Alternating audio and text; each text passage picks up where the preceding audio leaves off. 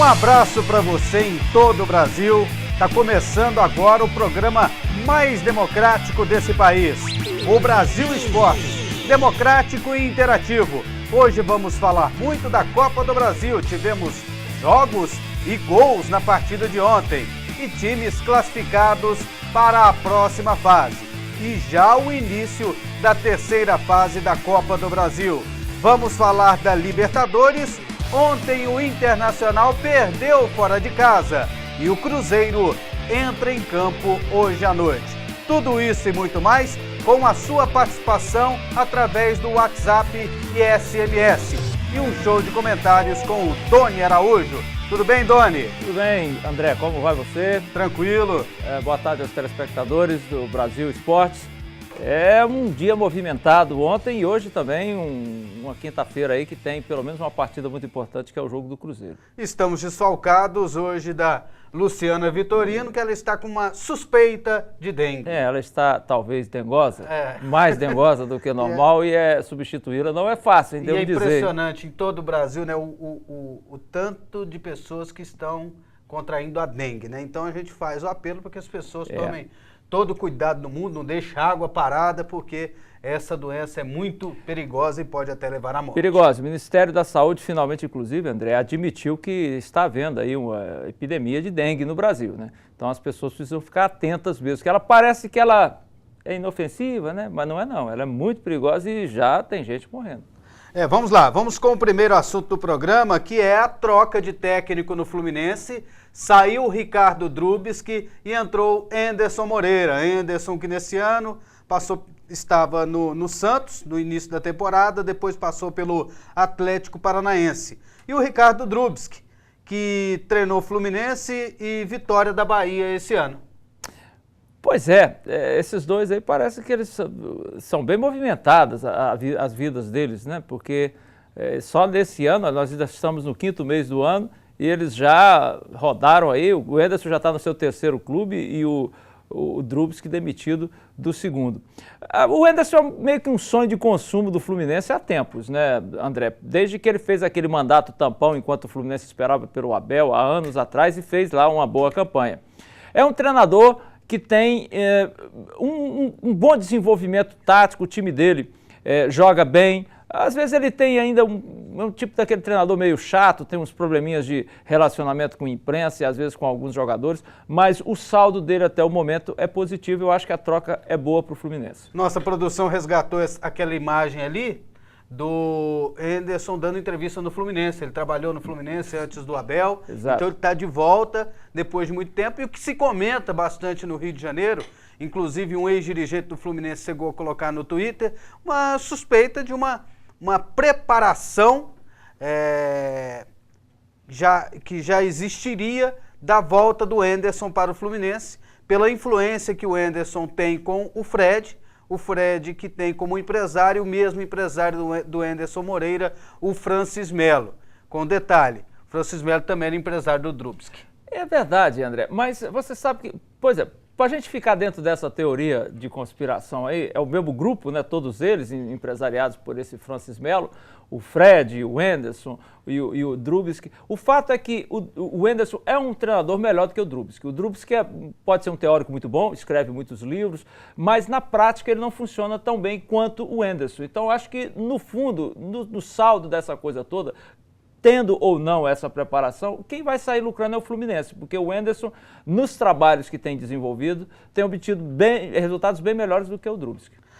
E agora vamos falar da Juventus. A Juventus está na final da Liga dos Campeões e ontem conquistou mais um título. Olha só, tomou 1-0 da Lazio na final da Copa da Itália, gol marcado pelo Stefani Randu.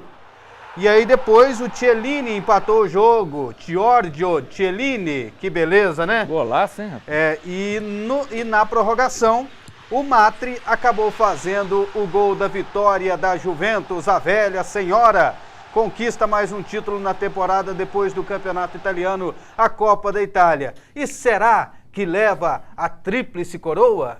Aí já é mais difícil, né? Conquistando a Liga dos Campeões? A parada contra o Barcelona é mais complicada, mas a Juve já ganhou do Real Madrid, que é o grande rival do Barcelona, e em teoria pelo menos, está no mesmo nível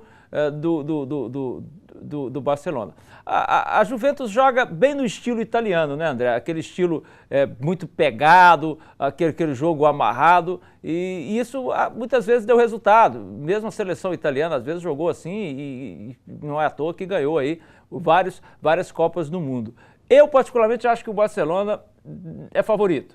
Tem um time mais bonito, mais coeso e um ataque mais poderoso, mas não se deve descartar esse jogo teoricamente feio dos italianos, mas que sempre está resultado. E o que ganhar, Juventus ou Barcelona, vai para o Campeonato Mundial. E aí terá a chance, né, de conquistar o quarto título importante da temporada, já que o Barcelona também está nessa, né, de conquistar a tríplice coroa. Também está nessa. Já ganhou o Campeonato Espanhol. Né? Falta agora a Copa da Espanha, né? Isso. E depois a Copa dos Campeões. E, por fim, a Liga dos Campeões, esse jogo lá, que a Copa Mundial não é mais um jogo só, né? A gente continua tratando como um jogo, porque, de fato, os favoritos são sempre os europeus contra... uma quádruplice coroa? Seria. Seria, né? Dessa maneira, né? Não usam isso, mas seria. E olha só, desculpa, mas eu acho que qualquer um dos dois que for é favorito. Daqui a pouco a gente volta aqui no Brasil Esportes, nós vamos falar da Copa do Brasil. Vamos mostrar os gols e os classificados do jogo de ontem. O Vasco se classificou sem marcar e sofreu contra o Cuiabá. E agora chegou a hora de você aparecer no nosso programa. Vamos ver as fotos do dia do Torcida Brasil Esportes aqui na tela. Ó. Andressa lá de Cachoeirinha, obrigado Andressa pela sua participação. Carlos Henrique, de Barbacena, Minas Gerais. Valeu, Carlos. Sheila, lá de Mombaça, Ceará. Obrigado, Sheila. Erivânia e Josué, de São Gonçalo do Amarante, Ceará. Obrigado pela participação de vocês. Olha, a Juliana, de Fortaleza, torce para o Ceará. Valeu, Juliana. Lucas Ryan, ou Ryan, lá de Riachão das Neves, Paraíba, torcedor do Vasco. Nelson Santista e o Milton Palmeirense de Ourilândia, Pará. O Roaldo de Conquista do Oeste, Mato Grosso, com os amigos ali. Valeu, pessoal. Rosileide de João Pessoa, Paraíba. Obrigado, Rosileide. Ó, Samara e o Jardel, lá de Gonçalves Dias, Maranhão. Obrigado pela participação de vocês. Ó, o Soares de Fortaleza. Valeu, Soares. Ó, o Vinícius e o Rafael, lá de João Pessoa, na Paraíba. É isso aí, quer mandar a sua foto? Não se esqueça de colocar o nome e a cidade de onde você está mandando a foto, através do nosso WhatsApp 6285991000. Vamos aqui com a participação da galera. Ó. Parabéns pelo programa democrático. Jair Célio, de Castanhal, no Pará. Ele está reclamando aqui que a TV aberta mostrou Vasco e Cuiabá lá para o Pará e era para mostrar Internacional e Santa Fé. Muitas pessoas procuraram TV fechada para ver o jogo pela Libertadores. Como é que os times fora do eixo Rio-São Paulo podem aumentar as suas torcidas? Então tá aí a pergunta do Jair Célio. Agora essa questão do televisionamento, né, que sem Corinthians na próxima fase, a estratégia da detentora dos direitos no canal aberto é de passar os times do Rio de Janeiro, né? Então, mandar o jogo do Inter só para o Rio Grande do Sul. Eu, por exemplo, eu também queria ter assistido o jogo do Inter, mas fazer o quê, né? Os direitos são deles, né? Eles mandam. Dizem que tem questões de publicidade envolvidas, né? Eu, sinceramente, já cansei de discutir esse assunto, né, André? Eu acho que os clubes é que precisam se unir. Eles deixaram que a TV e a CBF implodissem o Clube dos 13 e hoje eles estão aí reclamando de cotas, reclamando de falta de exposição na TV. Eu acho que de fato tinha jogos melhores a serem transmitidos ontem. Se não, mesmo da Copa do Brasil, você tinha Santos e Sport, o Sport Santos, que era um jogo com maior apelo do que Vasco e Cuiabá. Giovanni Jambischi, vamos ver quantos técnicos vão cair até o final do Brasileirão. O Grêmio também está à procura de treinador e de estar sem dinheiro. Ué, não pagava 1 milhão pro Felipão? Enio de Formiga está desejando melhoras para a Luciana Vitorino. Quem é o favorito para ganhar a Copa do Brasil? Lucas de Tapiramutá, na Bahia. Muito cedo para dizer isso ainda, até porque ainda vão entrar aí as equipes que estavam na Libertadores. Né? André, manda abraço para a torcida do Campinense. Naldo de Campina Grande, Paraíba. Obrigado, Naldo. Um abraço para a torcida do Campinense. E ontem teve Campeonato Paraibano. Botafogo e 13 empataram em 1-1 lá em João Pessoa. E hoje o Campinense recebe o Alto Esporte. O Campinense tem 3 pontos, Botafogo tem 2, o Alto Esporte e o 13 tem 1 ponto no quadrangular final do Campeonato Paraibano. Vamos falar agora do campeonato da Copa do Brasil, os gols aí na tela dos jogos que aconteceram ontem, você confere aqui no Brasil Esportes. O Atlético Goianiense venceu por 1-0, gol de Juninho, o América de Natal. Ganhou, mas não levou. Primeiro jogo 4-2 para o América de Natal e o América está classificado, vai pegar o Vasco na próxima fase. Ceará sapecou 3-0 no América Mineiro. O primeiro jogo tinha ficado 1-1. O Marinho fez o primeiro gol e o Assisinho fez os outros 2. O Ceará vai enfrentar o Tupi na próxima fase da Copa do Brasil. Olha aí o gol da vitória do Ceará, 3-0. O Bahia venceu por 3-1 o Luverdense. Primeiro jogo tinha ficado 0-0. Bahia classificado para pegar o Paysandu. Léo Gamalho e Thiago Real fizeram os 2 primeiros gols. Aí esse golaço aí do Paulinho Olímpico para o Luverdense. E o William Santana fez o gol da vitória do Bahia, 3-1.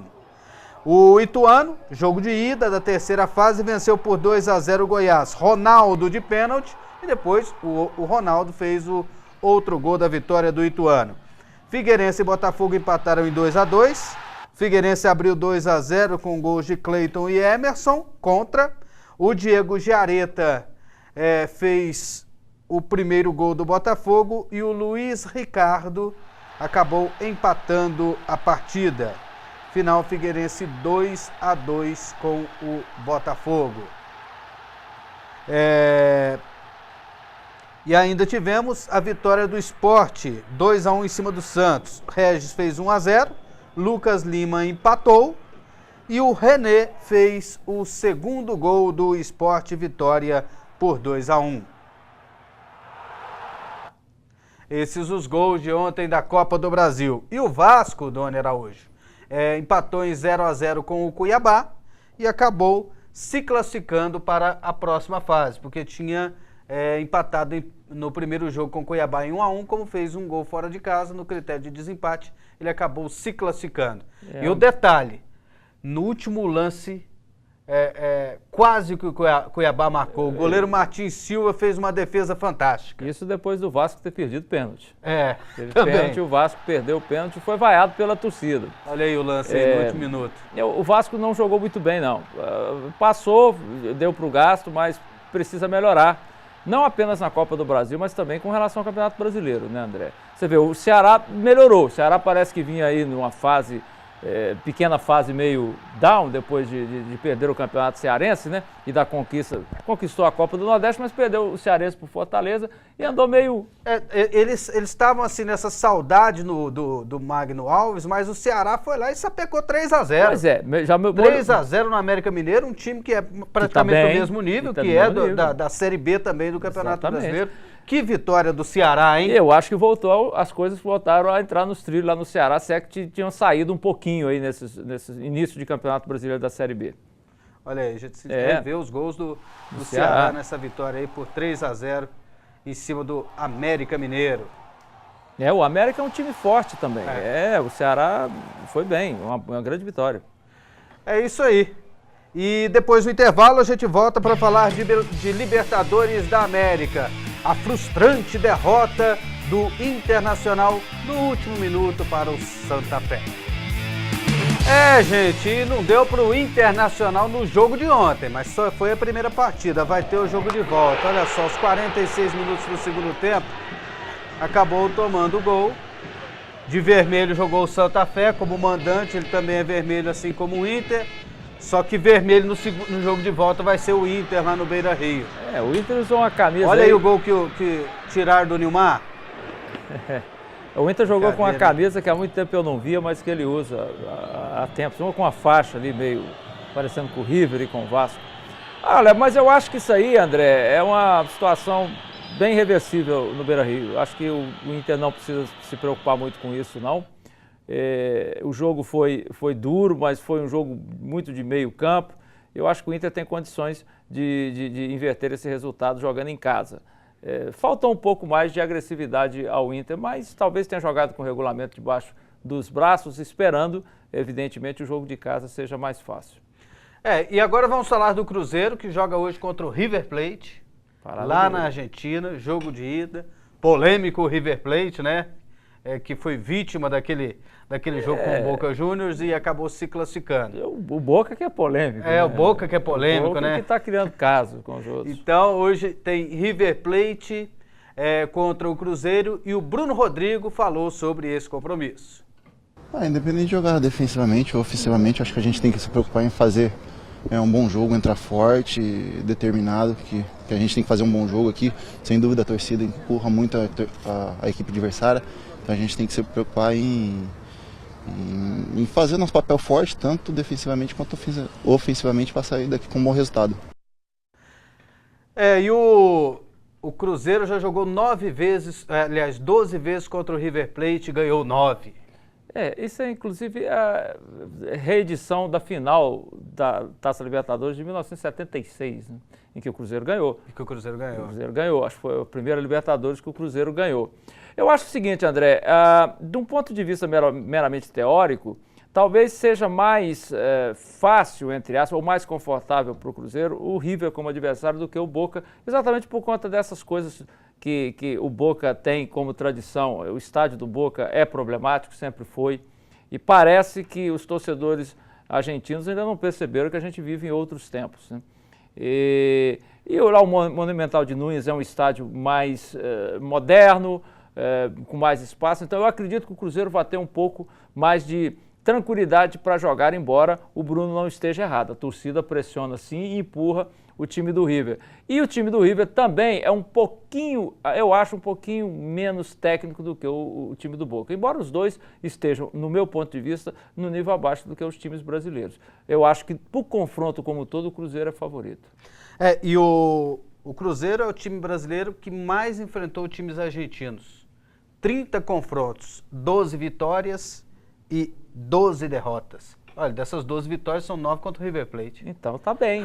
O retrospecto, você vê, tá empatado aí no número 6 empates. Em número de vitórias e derrotas, mas contra o rival, a maioria das vitórias. Então, quer dizer, tá bem o Cruzeiro. Eu acho até que para o jogo de hoje talvez seja um pouco mais complicado, e eu diria que antes da bola rolar, né, que a gente não sabe a circunstância do jogo, só na base da teoria, um empate até que estaria bom. Agora, depois que o jogo começar, se tiver fácil para o Cruzeiro, por que não tentar a vitória? Mas, para o confronto, repito, eu acho que o Cruzeiro é o favorito. Vamos mostrar aqui a escalação do Cruzeiro, que hoje é o Brasil na Libertadores da América.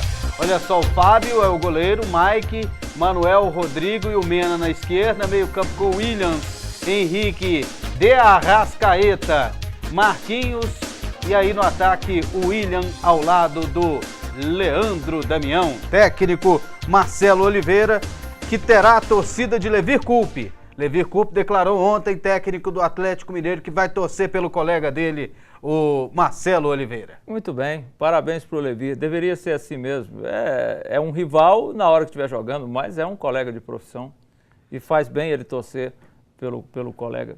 Nesses 2 minutinhos finais aqui, vamos com a participação da galera no nosso programa. Amigo, é verdade que terá Vasco e Flamengo em São Luís no dia 28 de junho? Quem manda o recado é o Aris Ericeia, de Presidente Médici Maranhão. Obrigado, Assis, pela sua participação. Ainda não está confirmado, não. Mas tem essa possibilidade. Agora, oficial, ainda não há nada, não.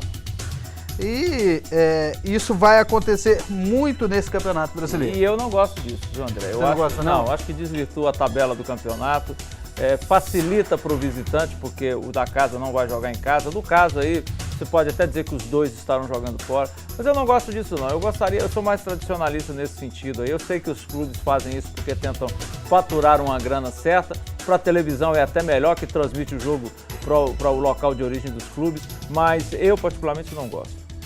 Um abraço para o Daniel Panciera e o Celso Panciera acompanhando a gente em Taió, Santa Catarina, torcedores do Internacional. Obrigado aí pela participação de vocês. É isso aí, final do nosso programa. A gente volta amanhã ao meio-dia. Um abraço, Doni. Um abraço, André. Um abraço aos telespectadores. Valeu, gente. Um abraço.